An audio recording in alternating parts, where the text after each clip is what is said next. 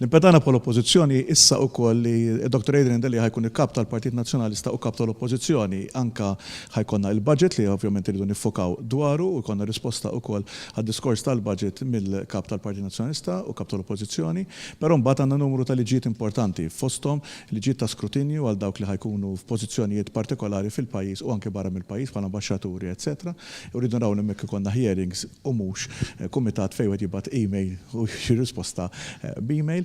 Irridu naraw ukoll però li konna anki sa dik litra li aħna batna lill-Viċi Prim Ministru u l-Ministru responsabbli mill-Parlament li ikonna risposti għalihom. Ġifieri li jkollna l-Kummissarju l-Standards fil-ħajja pubblika.